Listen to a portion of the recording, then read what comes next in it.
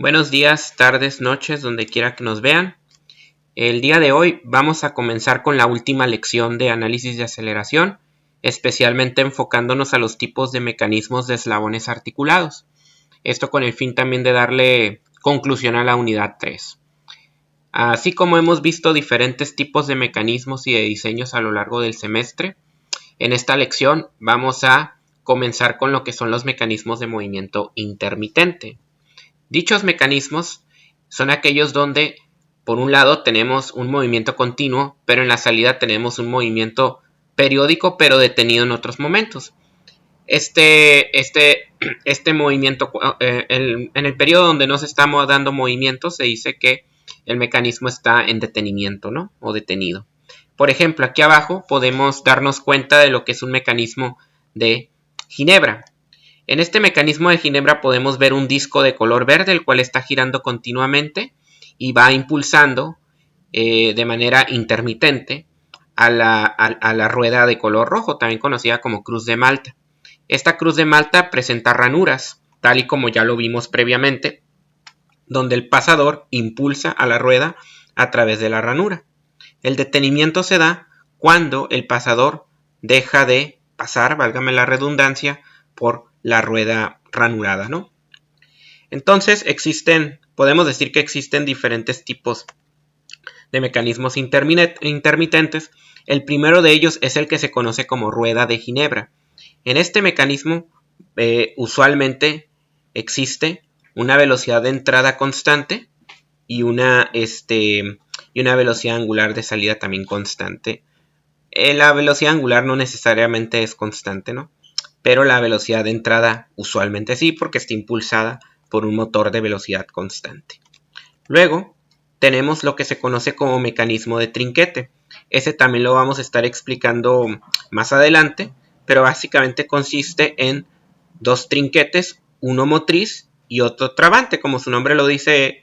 Cuando la entrada dada por el trinquete motriz es activada, lo que va a pasar es que la rueda se va a mover, pero dicho movimiento se ve detenido intermitentemente por el trinquete trabante, que actúa como tope. Entonces la rueda dentada va a ir girando, pero así como ocurre con la salida de la rueda de Ginebra, va a ser a intervalos periódicos, ¿no? Una versión lineal de la rueda de Ginebra se va dando con este mecanismo de Ginebra de movimiento lineal. Una vez más tenemos las ranuras separadas de manera periódica, de tal manera que cuando esta es impulsada por la manivela, la corredera se va moviendo a intervalos también periódicos, ¿no? Esto es deseable sobre todo en líneas de producción donde se requieran movimientos continuos y luego de detenimiento. A diferencia de un mecanismo de retorno rápido, aquí vamos a tener tanto detenimiento periódico como movimiento del mismo tipo. Para entrar un poquito más de lleno al análisis y diseño de estos mecanismos intermitentes, vamos a estar analizando un par de problemas. En el problema 16 nosotros tenemos un mecanismo de Ginebra que se usa en un sistema de empaquetamiento para convertir movimiento angular constante en movimiento angular intermitente, que eso ya fue lo que se explicó previamente, ¿no? La rueda estrellada o la rueda ranurada A gira un sexto de revolución por cada revolución completa de la rueda conductora B y la guía unida en C, donde se encuentra un pasador P. Este pasador se desliza en una de las ranuras radiales de A, haciendo girar en consecuencia la rueda A y finalmente saliendo de dicha ranura. Mientras el pasador P se encuentre dentro de la ranura de la rueda estrellada A, lo que va a pasar es que esta rueda estrellada se va a mover. Una vez que el pasador haya dejado completamente la ranura, la rueda vuelve a su estado de detenimiento, ¿no? Por lo tanto, si el disco B tiene una velocidad angular constante de 4 radianes por segundo en sentido horario, como se puede ver en la figura, nos piden determinar tanto la velocidad angular como la aceleración angulares de la rueda A en el instante mostrado. Tal y como lo hemos hecho desde el principio, vamos a identificar siempre los datos, las incógnitas y las suposiciones que podemos tomar acerca de este problema. Este sería pues el problema 3.16, ¿no? Déjenme ver si lo puedo poner un poco más cómodo para que la caligrafía no salga tan mal. Bien, ahí está el problema 3.16 y los datos que nos dan en este problema numéricamente es que si B tiene una velocidad angular constante, o sea, omega B es igual a menos 4 radianes por segundo. La razón por la cual es negativo es porque se está moviendo horario, ¿no? ¿Ok? Posteriormente nos dice que esa velocidad angular es constante, por lo que la aceleración angular constante es 0, ¿no? ¿Y qué nos pide hallar?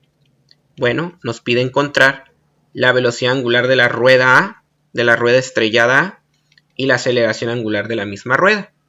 Y lo que podemos suponer, pues siempre se puede suponer que estamos analizando cuerpos rígidos, por lo que las dimensiones de los elementos analizados no cambian. Pero también podemos suponer que la velocidad angular de B es constante. Dado que nosotros tenemos un contacto deslizante móvil, ya que la ranura de la rueda estrellada se va moviendo, no es un elemento fijo como un manivela corredera, vamos a tener que utilizar las fórmulas especiales para esto. Es a partir de aquí donde nosotros podemos comenzar nuestro análisis.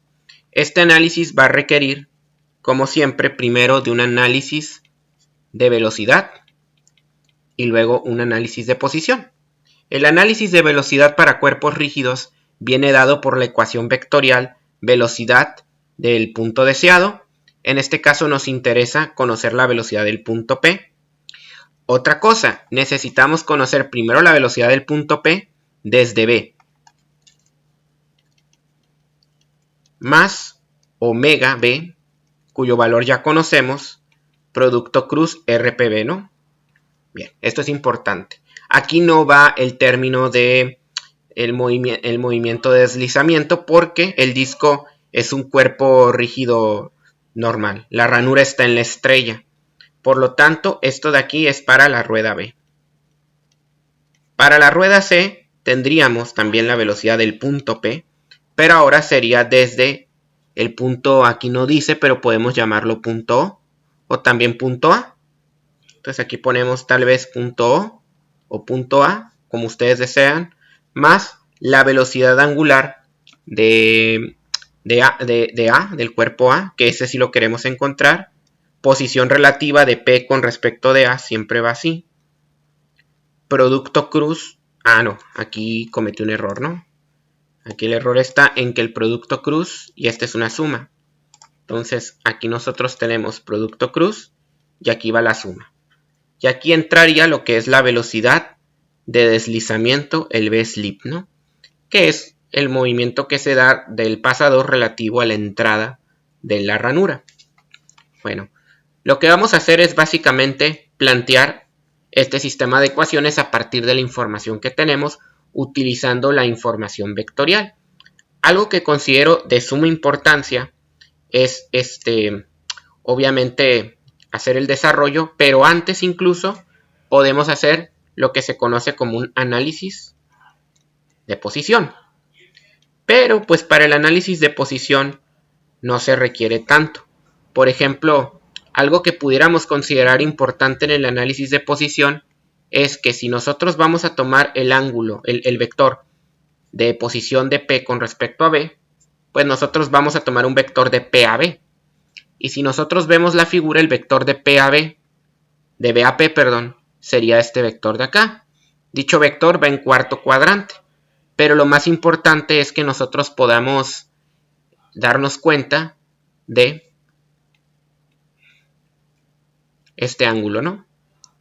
Y este ángulo de acá no es tan complicado de obtener, porque esta horizontal es perpendicular a esta vertical. Y esta vertical la podemos usar junto con este ángulo de 30 y esta relación de perpendicularidad del radio para poder encontrar este ángulo. Este ángulo de aquí pues es complemento de 30, tiene que ser 60, por lo tanto este ángulo también es de 30. Dicho esto, estamos listos para redactar lo que sería pues la velocidad.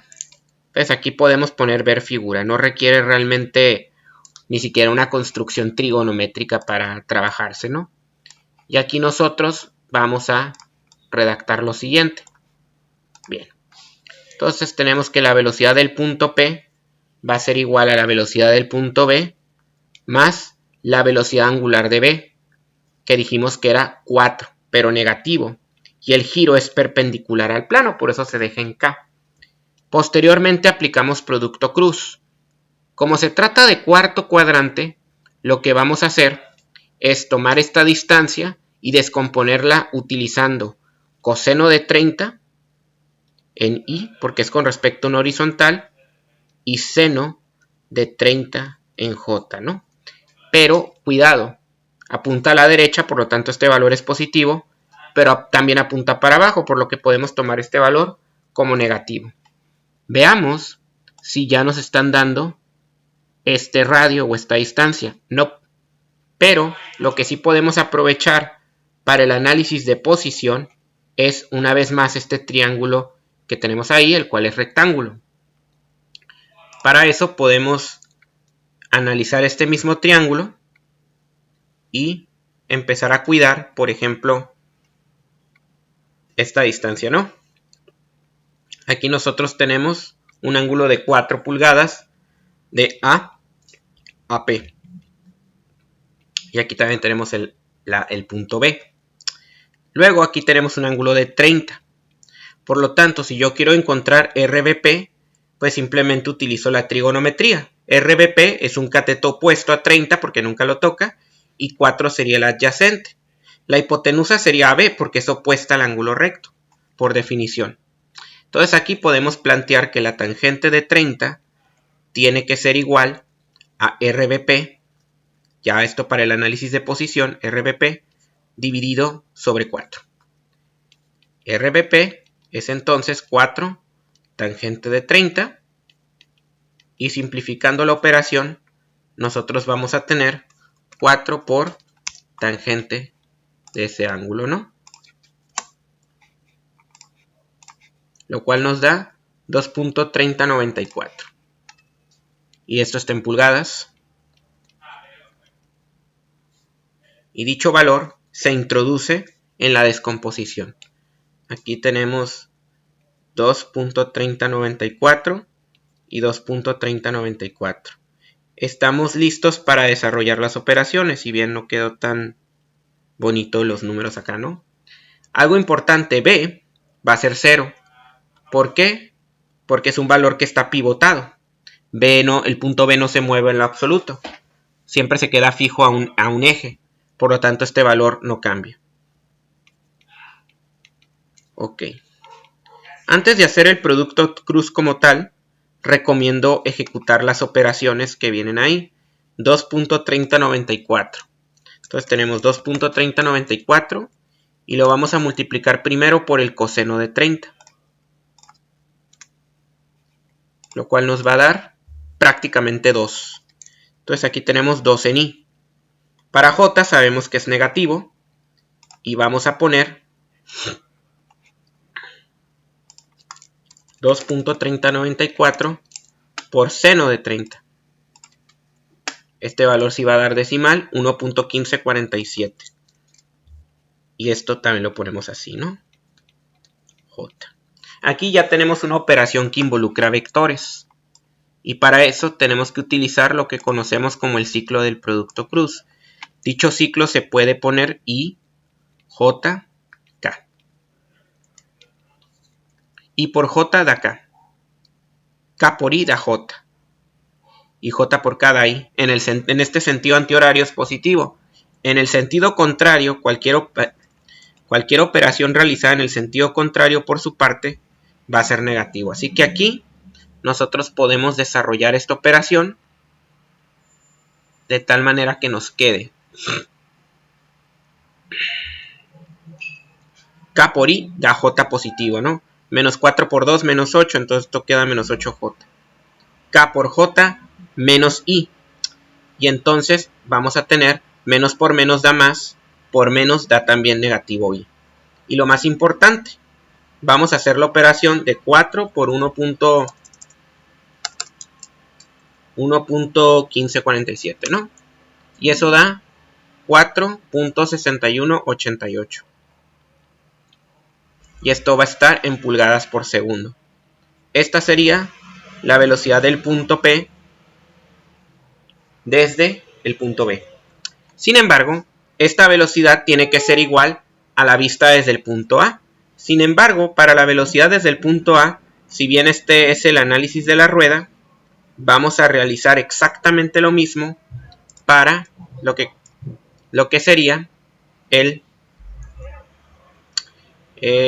la rueda estrellada, ¿no? O la cruz de Malta. Aquí lo que nosotros vamos a tener es, una vez más, la velocidad de P. Esta va a ser igual a la velocidad de A más la velocidad angular de A, cruz RP con respecto de A, más la velocidad de deslizamiento. Ok, para entender cómo vamos a atacar esto, vamos a ver aquí que tenemos este ángulo de 30 para poder encontrar el vector de P con respecto a A. P con respecto a A significa que va a apuntar desde A hasta P. Y para trabajar todo con respecto al horizontal, yo aquí recomiendo que para este vector trabajemos 60 grados, ¿no? Que son los 60 grados que tengo acá. Bien, con esta información, nosotros ya podemos empezar a desarrollar. Este vector apunta al primer cuadrante. Y para no perder de vista, voy a dejar este diagrama de acá arriba y voy a dejar la ecuación como tal. La velocidad de A también es un pivote. Por lo tanto, esta se hace 0. El paso seguido es sacar la velocidad del punto P a partir de la velocidad angular de A, que es desconocida, pero por ahora la voy a suponer en contra, positivo, con un valor desconocido, pero ya en términos de K. Es un problema plano. Después vamos a sacar el valor de RPA. La distancia RPA se conoce es 4. Entonces, si apunta para arriba, para la derecha es positivo, con un ángulo de 60 con respecto a la horizontal, y también apunta para arriba, con un ángulo con respecto a la misma horizontal de 60. Finalmente, la velocidad de deslizamiento es lo que nosotros solemos conocer como L puntito, ¿no? Entonces, dicha velocidad nosotros la vamos a tratar en la misma dirección, positivo hacia afuera. Entonces voy a trabajar con L puntito. Sin embargo, pues esta también se tiene que descomponer con el mismo ángulo de 60. Por lo que el vector de slip sería L puntito coseno de 60, esto sería en I, más L puntito por seno de 60 en J. Igual puede ser que vaya para el otro lado, pero eso ya me lo determinará el signo del problema. Dicho esto, podemos continuar con el análisis de la velocidad. En este caso, recomiendo que se hagan todas las operaciones vectoriales. Primero las trigonométricas, ¿no? 4 por coseno de 60 me va a dar 2. Entonces aquí tenemos 2 en I. Y luego voy a tener 4 por seno de 60. Entonces aquí le doy 0. Y tenemos 4 por seno de 60. No se les olvide que primero va la operación trigonométrica. 3.4641. Igual positivo, ¿no? No pierdan de vista que esto está dentro de un paréntesis. Y luego coseno de 60 dijimos que es igual a 0.5. Mientras que seno de 60 es igual a 0.866, ¿no? Que es lo que ya... pero no hay que olvidar aquí que está multiplicado por el valor desconocido de L puntito. Y pues, de hecho, nada más para comprobar, seno de 60, 0.866, así es. Bien, ahora lo único que nos faltaría es, pues, aplicar el producto cruz. Dijimos de acá arriba, me voy a ir un poquito para arriba, K por I da J, ¿no? Entonces K por I da J, lo que significa que esta operación es completamente positiva. Omega A es positivo, 2 es positivo y K por I positivo. K por J por su parte es negativo, porque va en contrasentido del ciclo básico. K por J es I, negativo. Luego tenemos 3.4641 por el mismo omega A, en I. Y finalmente esto ya está desarrollado, ¿no? Bien. Ok. Con esto tenemos la segunda expresión.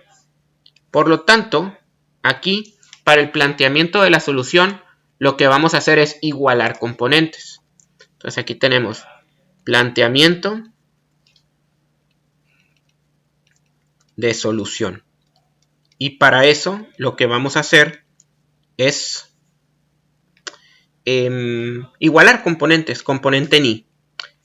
Para arriba tienes 4.6188 tenemos, y acá tenemos 3.4641 omega A, y acá tenemos más 0.5 L puntito. Por el otro lado, por Y, por J, vamos a tener menos 8 es igual a 2WA más 0.866 L puntito.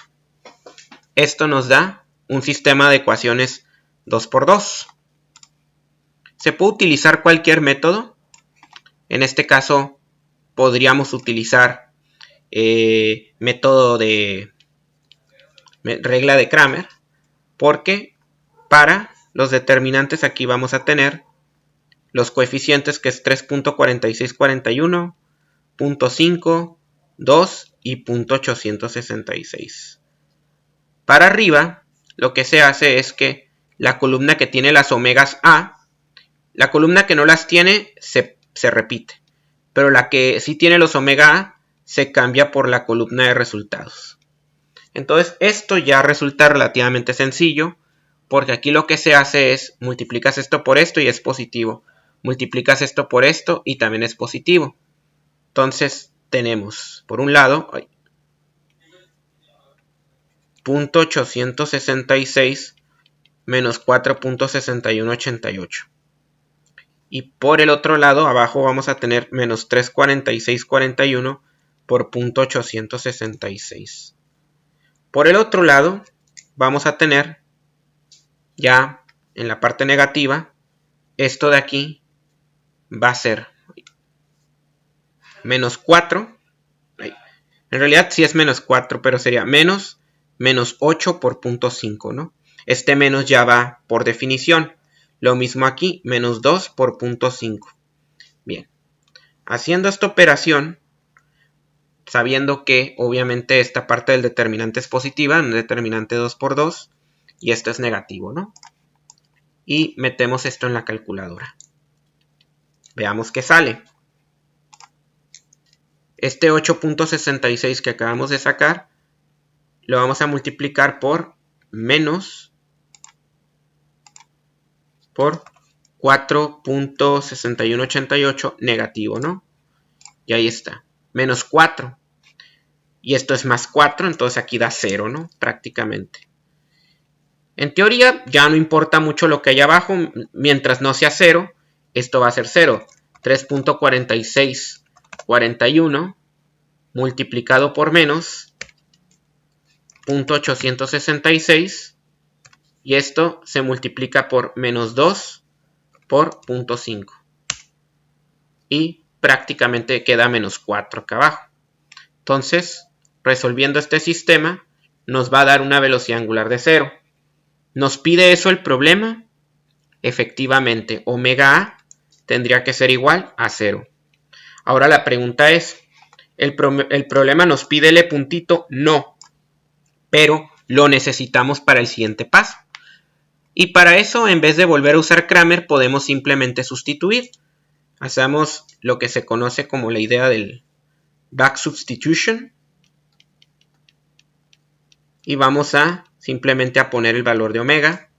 En este caso vamos a tener menos 8 es igual a 2 por omega A, pero omega A es 0, más 0.866 L puntito. Entonces, rápidamente encontramos que L puntito tiene que ser menos 8 sobre 0.866, y esta es una velocidad lineal, por lo que va a estar en pulgadas por segundo.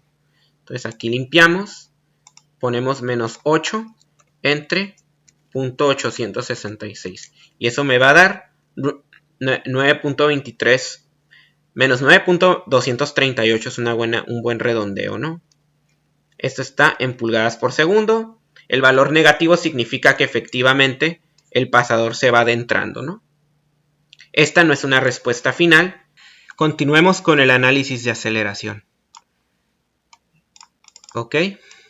Entonces sabemos que no recordamos bien la fórmula de aceleración porque ya nos adentramos mucho a la velocidad, pero es básicamente esta que tengo aquí, ¿no? Para eso me voy para acá abajo. Ojo. No, para la aceleración tengo que utilizar otro tipo de planteamiento. Igual, tengo que hacer una aceleración para la rueda B, que es un eslabón común y corriente. Por lo tanto, la aceleración de B con respecto, más bien es la aceleración de P con respecto a B, ¿no? Este también es un vector más omega, no, mentira. Alfa, en este caso sería la rueda B, cruz RP con respecto de B, menos omega B elevado al cuadrado por RPB, ¿no? Que son los tres términos de mi aceleración, mis tres términos convencionales. Mi término de donde me voy a basar, de mi pivote, aceleración tangencial y aceleración centrípeta o normal, ¿no? Ok, aquí, como siempre, voy a dejar un poco mejor este 2. Y bueno, vamos a comenzar. En este caso, aceleración de P es la que quiero encontrar, la voy a analizar. Afortunadamente los vectores relativos ya los conozco. Sabemos que la aceleración de B también tiene que ser 0 porque es un pivote. Y la aceleración de B es 0 porque dijimos que omega B es constante. Y al ser omega B constante, sabemos que alfa B es 0. Así que el término tangencial también se va. Por su parte, para la velocidad angular, sí nos están dando una velocidad angular de B, que era menos 4, ¿no? Entonces, hay un menos acá, pero otro menos acá adentro. Nomás que para esto prefiero usar negro. Menos 4 al cuadrado. Y finalmente poner el vector RPB. En vez de hacer toda la trigonometría y perder el tiempo, sabemos que el vector RPB aquí lo tenemos. Es el que saqué hace rato para velocidad. Es 2 en i y menos 1.1547. Entonces nos podemos aquí ahorrar un poquito de tiempo y simplemente traerme esta expresión de aquí y la acomodo acá. Ahí está. Con esto simplemente desarrollamos el resultado de la aceleración, el cual debe de ser menos, primero aquí tenemos menos 4 al cuadrado, ¿no? Que es 16. Por menos da menos 16. Por 2 da menos 32 en i. Por su parte, este menos 16 también tiene que multiplicarse por este 1.15 que da positivo. Esta es una aceleración normal, por lo que va hacia la izquierda, pero para arriba. Es una aceleración de segundo cuadrante.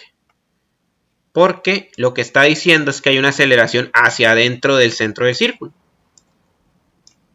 Entonces aquí va a ser simplemente multiplicar 16 por 1.1547, lo cual nos da 18.4752 J. Y ahí está pues la aceleración del punto P visto desde la rueda normal o digamos ordinaria B, ¿no? Por su parte, la rueda estrellada A va a tener más términos.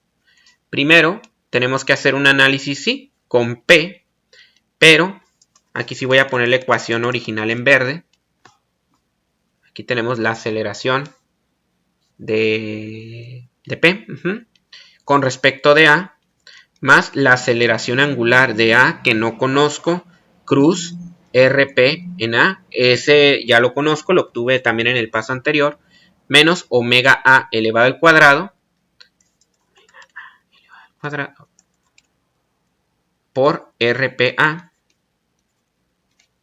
Y aquí, vean ustedes, vamos a tener dos términos nuevos. Primero tenemos lo que es la aceleración. Vamos a tener que tomar la aceleración de Coriolis.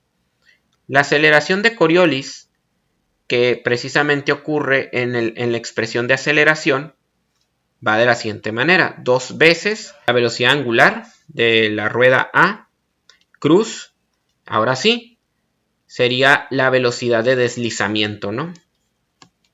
Y luego hay que poner la aceleración también de deslizamiento. En este problema no nos interesa tanto la aceleración de deslizamiento, pero la estoy poniendo porque surge. Aquí tenemos una gran ventaja. Antes que nada, vemos que la velocidad angular de A es 0.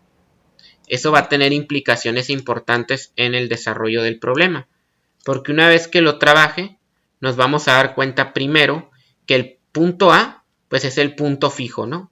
Este punto que tenemos acá, y pues no se mueve, por lo tanto, la aceleración en dicho punto es 0.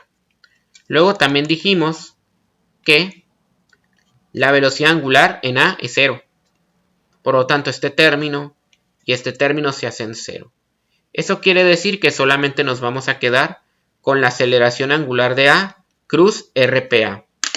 Y el vector de RP con respecto de A ya también lo conocemos. Es básicamente este vector que tengo aquí. Lo voy a copiar. Y esta vez no me traje los paréntesis. Así que aquí voy a hacer esto. Y luego me traigo esto.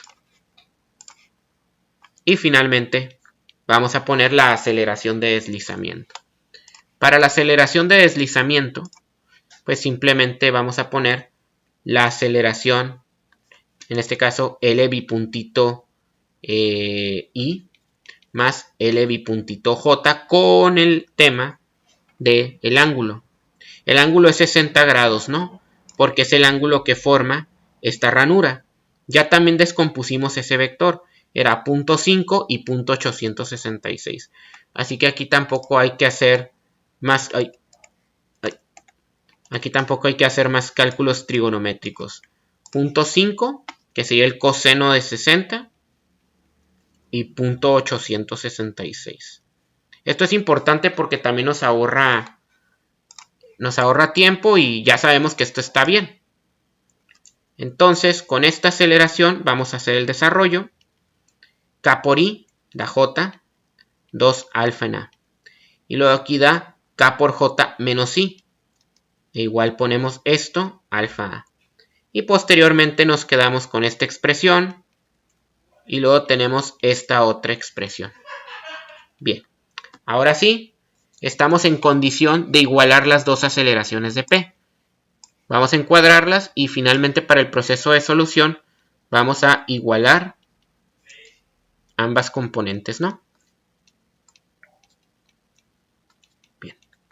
Entonces aquí primero tenemos la componente ni, que la voy a poner en rojo. Sería por un lado menos 32.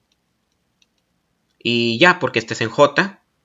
Y acá abajo vamos a tener menos 3.4641 alfa A, que aquí olvidé ponerlo, pero esto es en I.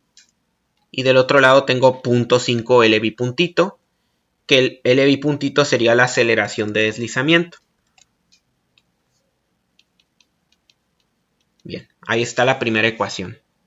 Ya prácticamente va a quedar en forma canónica, por lo que ya podemos pasar directamente a los determinantes, ¿no? Siguiente. Tenemos 18.4752. Y del otro lado tengo 2 alfa y tengo más 0.866 L bipuntito. Aquí yo solamente necesito conocer alfa A para terminar el problema. Así que solamente aplico regla de Cramer, ya no tengo que hacer el back substitution. Entonces aquí hacemos un determinante de los valores que conforman. Siempre me gusta hacer primero el denominador porque es más fácil escribirlo. Es básicamente menos 34641, 0.866, 0.5, nomás que aquí este 0 no se ve tan bien. Y aquí tenemos 2. Bien. Del otro lado, simplemente sustituimos la columna del alfa A por 32 y por 184752, mientras que la de la variable que no vamos a resolver la dejamos intacta. Entonces, igual que hace rato, hay que hacer esta operación positiva y hay que hacer esta operación negativa. Bien, entonces esta la dejo positiva, esta la dejo negativa, y pues lo podemos meter a la calculadora o bien desarrollar un poco.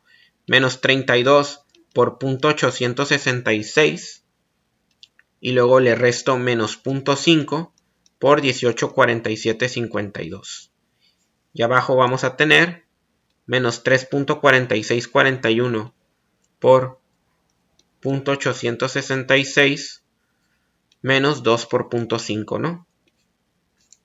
De la misma manera, sabiendo que aquí es positivo y aquí es negativo. Bueno, ahora aquí lo que sigue es solamente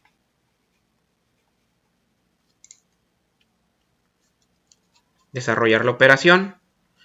Vamos a empezar con el denominador, que es más fácil. En este caso tenemos 3.4641 por 0.866 menos 2 por 0.5. Me da menos 4. Y finalmente vamos con el numerador. Entonces voy a tener 32 negativo por 0.866 menos 0.5 por 18.4752. Eso me va a dar menos 36.9496. ¿Ok?